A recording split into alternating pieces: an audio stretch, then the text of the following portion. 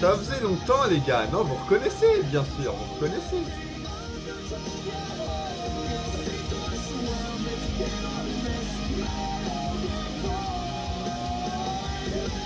Falling in Reverse les gars, est-ce que ça datait pas? Ça fait des semaines qu'on avait pas écouté Falling in Reverse sur la chaîne. Bienvenue à vous, vous l'avez vu le logo apparaître. Nouvelle vidéo Every Catch pour vous. J'espère que vous allez bien, que vous avez pas... on est encore actuellement dans le week-end des 3 jours, on est le 1er novembre. Déjà en novembre, le temps passe super vite. J'espère que vous allez bien, que vous avez passé un bon week-end. Et puis que surtout, vous avez profité de ce week-end pour regarder des bonnes choses comme le The Event. Voilà, moi je parlais de Falling in Reverse, il y avait un live justement, il faisait un live Falling in Reverse, il faisait un stream pardon, Ronnie Radke, hier pour Halloween justement, où je devais faire quelque chose au final. Le pass les gars, hein, le fameux pass, bref. Il était prévu que je fasse des choses, donc je me suis retrouvé sur Twitch, tout simplement hier soir, un peu comme samedi soir. Donc profiter de mon week-end simplement, après que j'ai fini le montage pour la review de SmackDown, que je vous conseille d'aller voir, sortie samedi soir, bien sûr. Et pour la partie 2, également le montage de la partie 2 que j'ai continué sur la draft, si vous sur ma chaîne. L'arrivée de SmackDown, beaucoup m'ont critiqué. Oh, c'était fade. J'ai kiffé ce SmackDown, les gars. Allez voir pourquoi. Même si Shotzi Blackheart a fait un putain de heel turn pour aucune raison, c'était quand même un SmackDown. Sans Roman Reigns. Putain, sans Roman Reigns. Et au lieu de regarder Ronnie Radke, ma légende, vous le savez, voilà ce que j'ai fait. En même temps, on était...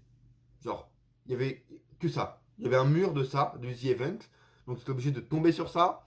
Donc j'ai regardé un peu beaucoup de The Event, on va dire. Toute ma soirée sur ça. Sur Inox, et Michou, et Dogby, et Gotaga. C'est incroyable. Déjà, voilà. Cette organisation, cette truc pour l'association contre la faim, c'est quand même fou. Beaucoup de gens critiquent en mode oui, il faut faire des dons toute l'année. Arrêtez, bande de rageux de merde.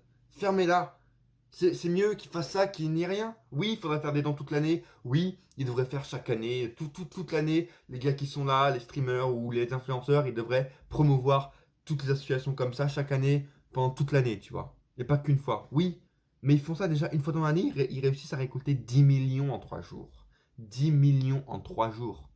Arrêtez de vous plaindre. C'est mieux qu'il y ait ça qu'il n'y ait rien du tout. Tu vois. Et bref. Donc de base, je voulais vous parler de Greg Hamilton. J'ai les articles devant moi. Charlotte Flair, un peu ma vie.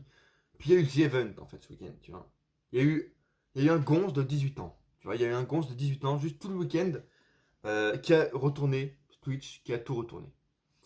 Le gars, en fait, le gonze, il a 18 ans, il a 19 piges là actuellement.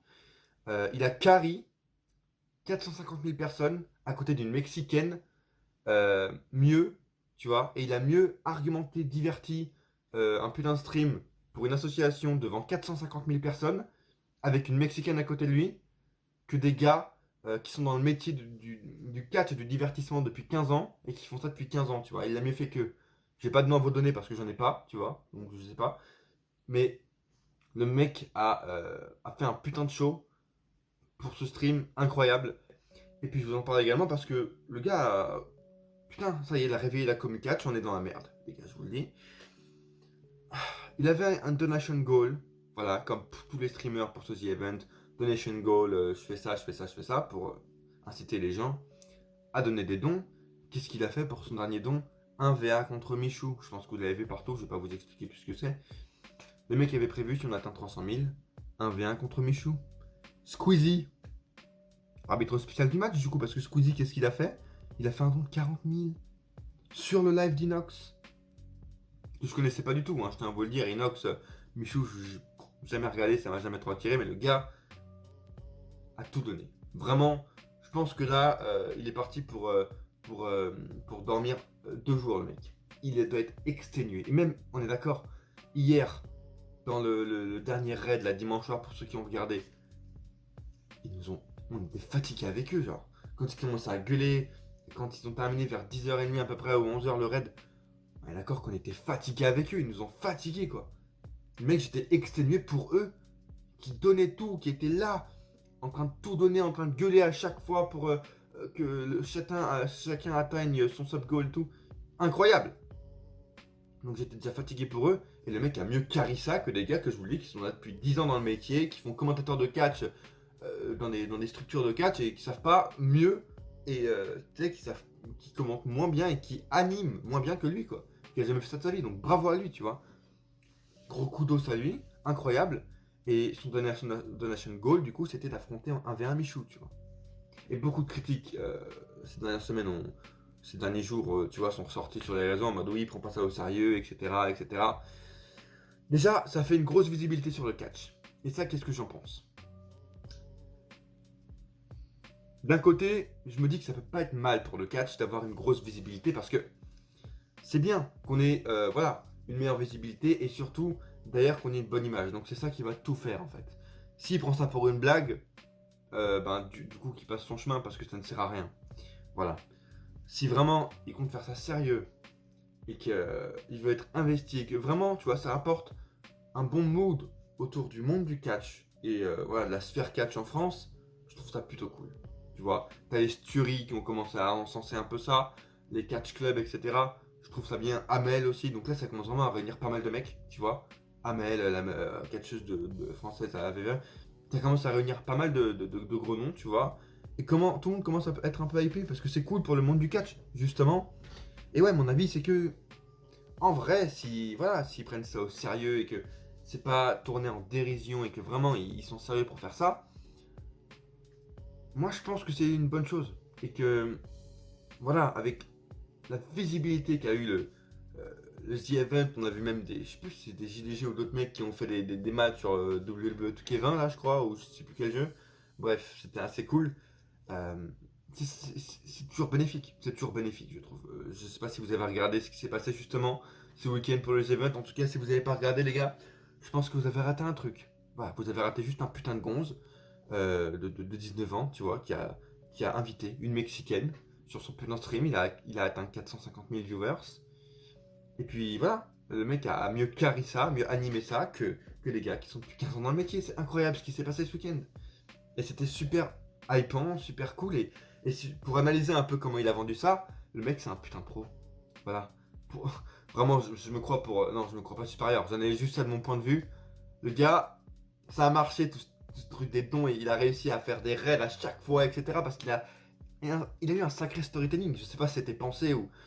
Après, quand t'es dans le mood, t'as beaucoup plus d'inspiration, mais le mec a une inspiration de malade, un charisme de fou ce soir-là. Il a eu des idées de génie, je veux dire, une storytelling avec les trucs des rats, etc. La team des rats qui se réveillent pour donner des 1€, tu vois, parce que les rats, c'est des putains de radins, des putains de mecs, tu vois, qui veulent rien donner. Le mec dit, allez, la team des rats, faut sortir, c'est maintenant, vous êtes libérés de votre cage, même 1€, 2€. Et du coup, il y a eu des dizaines de milliers de dons de 1 ou 2€, tu vois. Après, ça encense les gens, ils ont fait des dons de 200, 300, 500. Et c'était vraiment très bien pensé par Inox, le mec de Ster à chaque fois de Donation Goal, 5 minutes. Les gars, ça réussit à chaque fois. Le mec a un super pouvoir, c'est pas possible. Le mec, à chaque fois, quand j'étais à, on va dire, à 142 000 et qu'il devait atteindre 150, il leur donnait 5 minutes. Ah, il se taisait. Pendant 5 minutes, il se taisait. Il fallait qu'ils arrivent au donation goal des 150. Avant les 5 minutes, ils y arrivaient en 3 minutes, les mecs.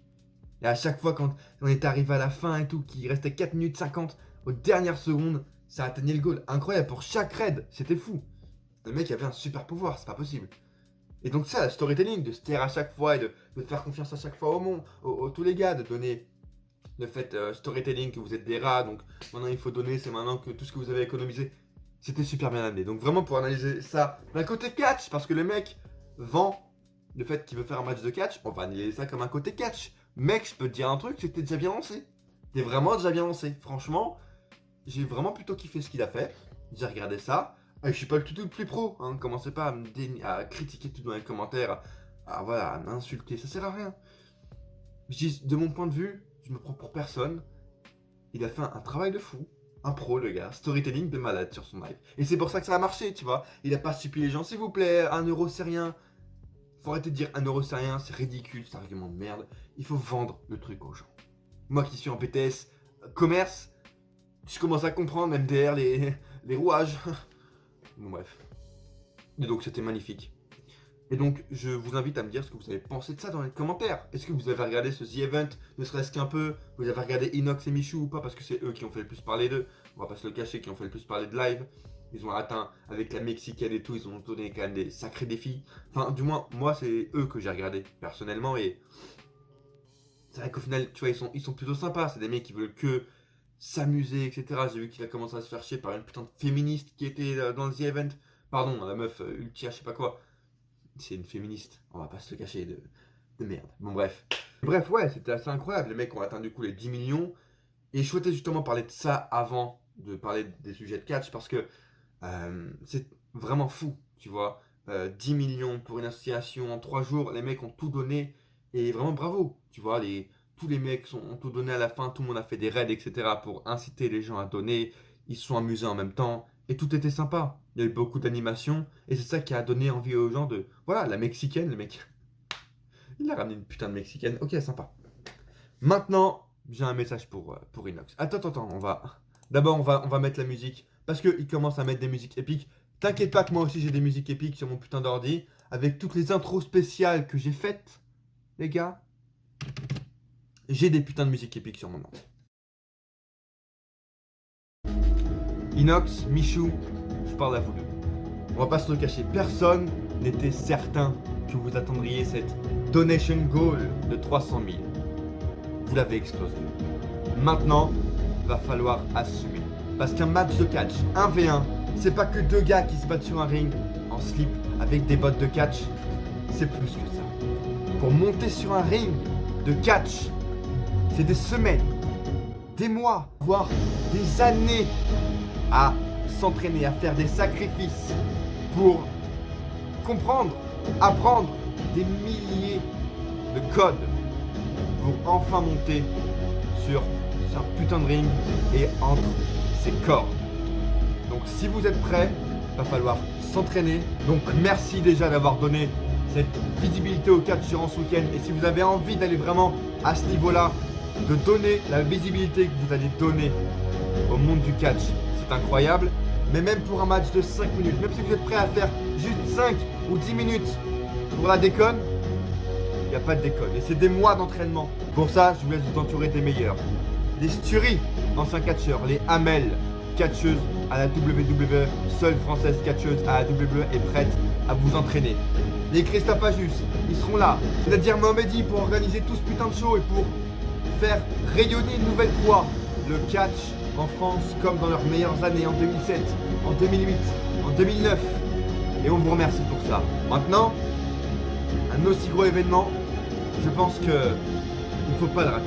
Alors j'annonce à ma communauté et je vous annonce à vous, Inox et Michou, que je pense que en tant que plus ancien youtubeur catch de France, et sachant que vous avez débuté et vous vous êtes fait connaître sur YouTube, je pense que la commu catch française, le YouTube catch français doit être représenté dans cet événement. Alors j'annonce que en tant que plus ancien youtubeur catch de France, encore actif, 19 mai 2013, je serai là-bas. Peu importe, dans 6 mois, dans 1 an, dans 2 ans, dans 3 ans, je serai présent pour représenter le YouTube Catch FR. En tant qu'annonceur, peu importe pourquoi vous me prenez, même si vous me prenez pour rien, je serai là en tant qu'annonceur, en tant que présentateur, en tant que commentateur, pour vlogger cette putain d'événement et le représenter à travers tout YouTube Catch français, pour accueillir toute votre teamra, pour accueillir les tickets qui vont tout acheter la teamra, pour accueillir et vendre vos putains de t-shirts pour le merchandising, peu importe pourquoi, Darren and his Catch sera présent pour cette communauté. Alors je vous fais confiance, maintenant il faudra assumer, entourez-vous des meilleurs pour apprendre toutes les techniques et pour vous préparer au mieux pour vos 5 minutes, vos 10 minutes, vos 20 minutes de match. Ça va être incroyable, je vous fais confiance et bonne chance.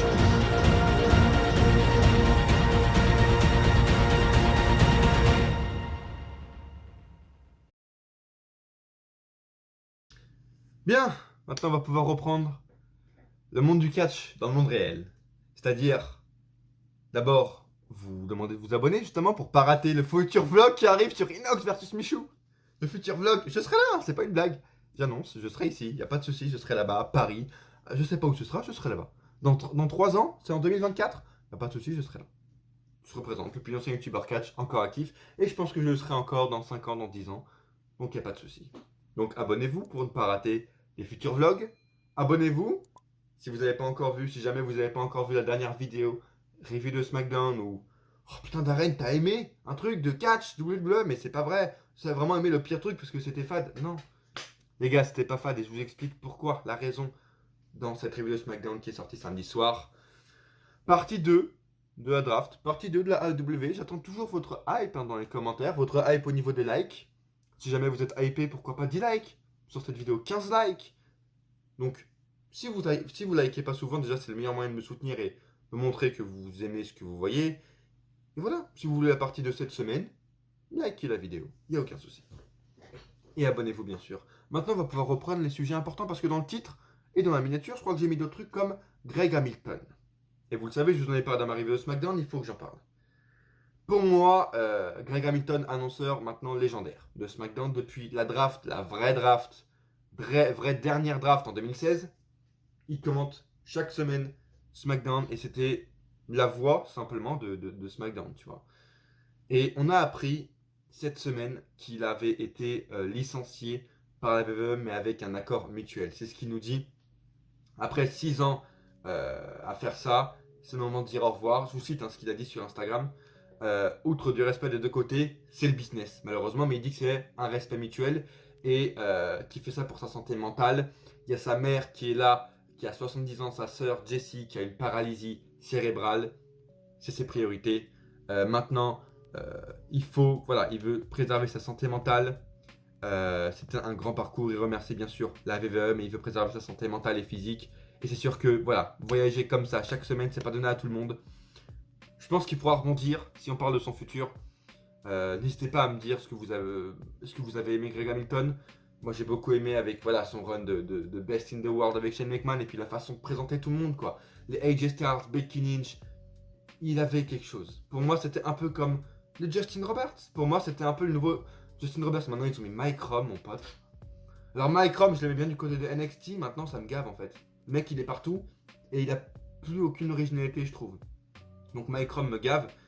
Greg Hamilton avec ce truc, ce détail. Alors bien sûr qu'il va pouvoir, ça va rebondir. Il était, je lis commentateur et annonceur simplement, et il travaillait sur des projets TV pour la NBA, et puis voilà, il a été annonceur pour d'autres structures. Mais c'est vrai que le catch, ça demande beaucoup, parce que tu es chaque semaine en train de bouger, tu as les live events à faire. Quand il n'y avait pas la pandémie, tu avais les live events, il a relais live events à faire, etc. Chaque semaine, tu es dans une nouvelle ville, ça demande beaucoup de sacrifices et ouais, beaucoup de force en fait, physique et mentale, il faut le dire. C'est pour ça que je respecte, même les Eva Marie et tout, je les respecte en vrai, parce que ça demande un sacrifice de malade. Maintenant, dites-moi ce que vous pensez de ça dans les commentaires et si vous avez aimé le parcours de Greg Hamilton. Moi je vous le dis, j'ai surkiffé quoi. Il y avait, ces dernières années depuis la draft, il y avait Jojo, que j'avais vraiment pas mal apprécié. Et puis ouais, ça se compte, voilà. Et pour moi les meilleurs, il y avait, voilà, si t'enlèves évidemment les Minji Nokerland, etc. Au-dessus du dos, inatteignable. Mais derrière, il y avait Justin Roberts, Jojo, Tony Chimel qui a annoncé Edge et puis Greg Hamilton quoi. Vraiment, il rentrait dans mon top 5. Incroyable ce mec. Et donc là, ça va vraiment me faire bizarre de plus l'entendre en fait. Même là, à SmackDown, la semaine dernière, ah putain, il manque quoi. C'est AJ Styles, Becky Lynch, Charlotte Flair, Roman Reigns. Qui va les annoncer? C'est trop. Non, putain. Donc là, déjà, ça me fait chier. Pour moi, SmackDown en prend un coup. Du coup, il faut remonter, il faut vite enlever Mike Rom. Et en parlant de justement son licenciement qui dit par respect mutuel, j'ai un petit article devant moi qui me dit qu'il n'y a pas que ça peut-être. Parce qu'on a vu quelques heures, quelques jours avant de se faire licencier, sur Instagram, Greg Hamilton il s'est pas lâché, mais il a juste fait quelques menaces, on va dire, il a profité de sa place au sein de la WWE pour faire jouer sa voix justement. Parce que il s'était fait prendre sa voix par un rappeur, justement. C'était Fly God, non, comment il s'appelait West Side Gun qui avait utilisé justement sa voix sans son accord pour un de ses clips, une de ses musiques. Et en gros, voilà. Greg Hamilton a dit sur Instagram, il a répondu: Mec, si tu commences à faire le fou, si tu me demandes pas mon accord, ou si tu n'enlèves pas ça, t'auras affaire, voilà, tu répondras, mais à mes avocats WWE. Et est-ce que c'était vraiment un respect mutuel, ou est-ce que justement, il avait voulu la virer parce que il a profité de son pouvoir? J'avoue que j'ai un sacré doute. Parce que je pense que, évidemment, ce n'est pas la raison principale, que Greg Hamilton avait vraiment envie de partir pour des raisons de mentales et physiques, et puis voilà, sa famille a besoin de lui, je comprends totalement. Mais je pense qu'il y avait aussi ça derrière. Et honnêtement, on sait très bien que la WWE fait des licenciements économiques à gogo pour être vendus à Disney dans 6 mois. On sait très bien qu'ils vont être vendus à Disney. Vince McMahon prépare le coup. Et je pense que tous les salaires comptent, malheureusement, comme un rat que c'est. On parle des rats. Inox, tu veux le plus gros rat du monde? C'est Vince McMahon, hein, mon pote. Multimilliardaire, entreprise la plus puissante. Il licencie des Greg Hamilton. Hein. Des annonceurs. Ok. D'accord. Bref. Et je pense que ça, justement, ça a joué parce que chez WWE, je pense qu'ils aiment pas trop que tu profites un peu de ton pouvoir et que, en même temps, d'un côté, tu renvoies un peu une mauvaise image de WWE. Aussi, il y a l'image de WWE à l'intérieur. On parle du marketing. Euh, voilà, moi qui m'intéresse et puis qui suis un peu dans le BTS, on apprend le marketing. Il y a l'image de marque qui y joue. T'envoies pas les avocats de WWE n'importe où, n'importe comment face à n'importe qui. Et il n'y a pas n'importe qui peut voilà, se promouvoir de ça. Et peut-être que Graham Hamilton n'aurait pas eu le droit aux avocats de WWE. Donc moi je pense qu'il y a tout un bordel autour de ça. Et que ça a joué au licenciement de Greg Hamilton. Également, j'avais entendu, mais ça j'y crois pas du tout, des rumeurs de Greg Hamilton qui aurait abusé sexuellement et frappé une de ses ex parce qu'il a dit sa femme, mais là je vois que la meuf elle est blanche sur Instagram, celle qui l'accuse, alors que sa femme actuelle c'est voilà, c'est une black, donc il n'y a aucun sens. Une de ses ex, je dirais, qu'il avait frappé tout ça, j'y crois pas du tout. Regardez ce qui s'est passé avec Matt Riddle ces dernières années, avec Enzo Amore, elles ont toutes été, voilà, accusées d'avoir faussé le truc, elles ont toutes menti au final. Elles profitent juste du statut de qui elles accusent pour gagner de la thune. C'est pas nouveau, donc ça j'y crois pas. Mais peut-être que ça aurait joué en mode comme Enzo Amore, on te licencie parce qu'on sait pas quoi. On sait jamais et on veut pas avoir d'histoire avec ça. Donc je pense que honnêtement, le licenciement de Greg Hamilton n'est pas clair et qu'il s'arrête pas juste à un respect mutuel. Comme il dit, c'est le business. Et le business de WWE est assez spécial. On va pas se le cacher. Bref. Fallait que je fasse un petit pavé sur Greg Hamilton.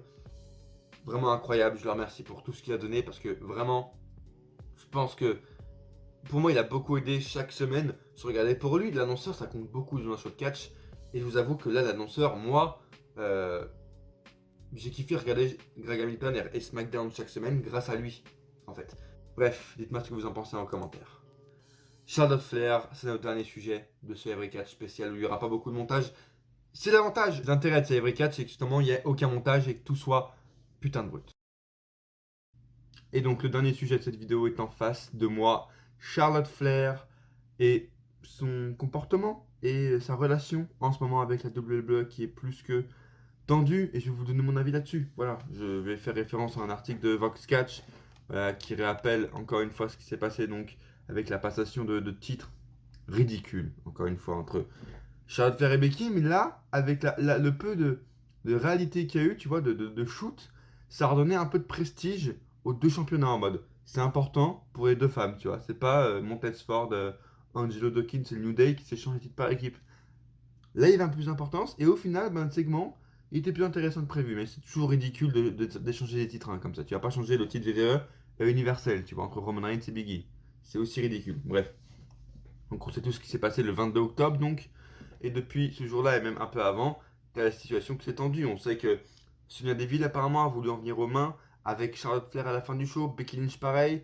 Parce que, simplement, Charlotte était irrespectueuse. Elle respectait personne. Elle gueulait sur tout le monde. Elle se croyait supérieure aux autres. Tout le monde voulait se foutre sur la gueule avec elle. Donc, il y a la sécurité carrément de l'arène où ils étaient ce soir-là qui a dû l'expulser du show et de l'arène, simplement pour le reste de la soirée, quoi. Donc, on sait qu'il y a une situation délicate, comme le dit l'article. Moi, ce que je pense de tout ça, les gars, beaucoup disent que ça part du fait qu'elle surréagit tout le temps. Tous les catcheuses qui veulent plus travailler avec elle, la plupart disent que on peut plus travailler avec elle, qu'elle surréagit à chaque fois et qu'elle surestime son personnage. Le truc ici, c'est que pour moi, il faut essayer de faire la différence parce que c'est Charlotte Flair. On sait que la meuf, elle prend exemple sur son père, elle tient de son père, elle a surconfiance en elle en fait, tu vois. Et donc là, ils disent, à chaque fois, elle réagit de manière excessive quand on remet en question l'image renvoyée de son personnage et qu'elle n'est pas suffisamment, selon elle, représentée comme étant supérieure. Et ça, c'est vrai. Je pense qu'il y a un côté gimmick, kayfabe, où elle s'énerve d'une manière kayfabe en mode je veux que mon personnage il soit vraiment mis en avant. Mais elle s'énerve réellement, mais pour le bien de son personnage et parce que elle a envie que son personnage soit bien représenté. Et si son personnage il est supérieur aux autres, si sa gimmick c'était une meuf qui rêvait, tu vois, ou une Alexa Bliss, elle voudrait que ce soit plus dark ou quoi, ou une meuf qui est folle, elle voudrait qu'elle soit plus folle. Je pense qu'elle réagit de cette manière-là et que voilà, son personnage il est supérieur aux autres, donc elle veut être supérieure aux autres. Mais il y a le côté je suis la fille de Ric Flair, respectez-moi, je suis supérieur aux autres. Et ça, on le sait très bien. Charlotte Flair, ça fait des années qu'on la voit. On sait que c'est, selon moi, et je vais peut-être sortir une vidéo un jour sur elle, ça fait plusieurs mois que j'y pense, la meilleure catcheuse de ces 10 dernières années, de l'ère moderne en tout cas, et une des 3 meilleures catcheuses de l'histoire de la WWE, selon moi. Donc avec les prix Stratus, l'Elita. Pour moi, les causes de ces conséquences, justement, c'est tout ce qui se passe autour d'elle et avec la WWE, c'est-à-dire que la relation se tend parce que Andrade a été licencié il y a quelques temps par la WWE, c'est son mari, son mec, voilà, pour des raisons budgétaires ou juste, enfin, parce qu'ils ne se comprenaient plus trop. Donc déjà là, il y a quelque chose qui va pas, qui voulait travailler avec son mec, tu vois. Et puis plus tard, il y a son père, justement, qui s'est cassé de la compagnie parce qu'il voulait plus que simplement il travaille là-bas parce qu'il trouvait plus sa place. Il a même, je crois, ce que j'ai vu, demandé à sa fille de partir de la compagnie parce qu'il trouvait que sa place n'était pas bien, alors que c'est quand même Charlotte Flair qui est toujours championne. Mais en mode, oui, elle est pas bien remise en avant, et ça je peux le comprendre par Ric Flair qui voit que la WWE se dégrade, à côté la EW qui met tout le monde en avant, ou même NXT. Je comprends un peu, tu vois, j'arrive à faire la différence. Et puis t'as Ric Flair également qui a été accusé avec le Dark Side of the Ring, le Dark Side of the Ring sur l'avion, l'enfer le vol de l'enfer, voilà, où il est accusé d'agression sexuelle sur une hôtesse de l'air. Bref, il n'y a rien qui va. Donc je pense qu'il y a tout ça qui joue et que Charlotte Flair en profite un peu de toutes ces accusations portées et que, en fait, tout est contre elle pour qu'elle reste à la WWE. Son mari s'est cassé, son père s'est cassé, son père c'est le plus grand catcheur de catch, le plus grand catcheur du monde du catch, je pense, de l'histoire. Donc s'il se casse, c'est qu'il y a une raison. Il veut elle se casse, donc toutes ses pensées jouent en elle et je pense qu'elle se sent plus pissée. Simplement, elle se sent plus pissée, mais que ces derniers jours, elle commence un peu à se repentir et à se calmer. En se disant, bon, là, ma situation commence à se dégrader, je peux me casser, mais je suis quand même championne de SmackDown. J'ai envie de me faire du pognon, parce que je pense que Charlotte Flair est comme son père et qu'elle pense à la tunasse. Donc, qu'on veuille ou non, je pense qu'elle pense à la tunasse aussi quand elle est dans le monde du catch, comme tous les catcheurs, mais elle, un petit cran en plus, tu vois. Et qu'elle est en train de se repentir en mode, tu vois, la WWE l'interdit de se montrer dans les médias, il l'annule dans les shows médias, peut-être qu'il l'annule dans des live events, je sais pas trop ce qu'ils ont foutu. Elle commence un peu à se repentir en mode merde, mon image commence à partir en couille, c'est exactement ce que je veux éviter, et en plus, je suis moins payé, donc on va vite se détendre, tu vois. Donc il y a ça qui joue. Je pense qu'elle va vite se calmer et que on va la voir vendredi à SmackDown et qu'on l'a déjà revu vendredi dernier à SmackDown et que voilà, elle a juste fait un petit clin d'œil. Je vous en parle d'ailleurs de ma review de SmackDown encore une fois, qui est sortie samedi soir. Mais encore une fois, rien n'est sûr parce que quand tu vois que tous les jours, toutes les semaines, t'as des voilà, les mecs vivent ensemble et elle vit avec Andrade qui est à la AEW. Andrade, vu les pensées qu'il a envers la WWE et les tweets qu'il poste à chaque fois, je pense que voilà, le gars n'a jamais été réellement fait pour la WWE et du coup il est en train un peu de façonner autour de Charlotte Flair une idée de la WWE c'est mauvais pour toi. Avec Ric Flair qui enfonce le tout derrière, moi je pense qu'elle est... C'est pas qu'elle est pas bien entourée, mais je pense qu'elle a justement Andrade et Ric Flair commence à façonner une image autour d'elle de regarde, nous deux on s'est cassés, je suis ton père, le plus grand catcheur du monde, je pense que tu dois te casser aussi. Et ça doit jouer en ce moment dans la tête de Charlotte Flair, en mode oui, putain, quand je vois mon mec qui est en train de s'amuser avec les anciens WWE, avec les Aleister Black, avec les Cody Rhodes, à la AEW, qui est une grande compagnie, qui a de plus en plus d'audience, de plus en plus de visibilité, et qui met tout le monde en avant, qu'est-ce que je fous ici à faire des promos complètement scriptées comme celle de vendredi dernier? Oh mon dieu que c'est horrible, mon dieu! Et à prendre mon chèque, mais sans aucune hype derrière. Je pense que tout se remet en jeu. Alors selon moi, est-ce que Charlotte Flair va partir de la WWE? On voit qu'à la fin de l'article, ils disent qu'il reste quelques années sur son contrat, mais rien ne l'empêche de partir. Et je pense la même chose. Ah, évidemment, elle va pas partir dans 2-3 mois. Je pense que ça va prendre un peu plus de temps, tu vois. Mais honnêtement, après WrestleMania 38 déjà, putain, 38. Après la 30e édition de WrestleMania en avril, ou après un SummerSlam, je pense qu'elle va se casser, tu vois. Après un gros événement, elle va pas se casser en mode comme ça. Elle va évidemment encore profiter de son statut, mais je pense que la façon dont Andrade et Ric Flair argumentent et façonnent la WWE autour d'elle, dans ses pensées, commence vraiment à changer, je pense, dans sa tête, la vision qu'elle a d'elle à la WWE. Et que ouais, après un WrestleMania 38 par exemple, ou un SummerSlam 2022, on pourrait apprendre 2-3 semaines plus tard qu'elle part. Et ça m'étonnerait pas. Honnêtement, elle peut casser son contrat à tout moment, elle sait très bien qu'elle va retrouver du travail partout, parce que son père c'est Ric Flair et que elle, c'est Charlotte Flair. Et puis c'est la meilleure actuellement, dans le roster WWE, dans le roster AEW, il n'y a pas meilleur. Je pense qu'il n'y a aucun doute à se faire. Et mon pronostic, c'est que dans moins d'un an, on aura le résultat. Si dans un an elle s'est pas cassée, c'est bon, c'est-à-dire que les choses se sont arrangées. Allez, c'est pas super. Dites-moi ce que vous pensez de ces rumeurs, de Greg Hamilton également, et du The Event. Qu'avez-vous pensé de ça? Est-ce que vous pensez que Inox et Michou prennent au sérieux ce match de catch? Dites-moi tout dans les commentaires. En tout cas, moi je leur ai laissé un message justement sur Twitter. Je vais leur mettre en petite vidéo comme ça. Suivez-moi sur les réseaux, c'est là où je partagerai tous mes avis sur Raw apparemment, qui a été bien. J'ai vu ça, Raw a été plutôt pas mal.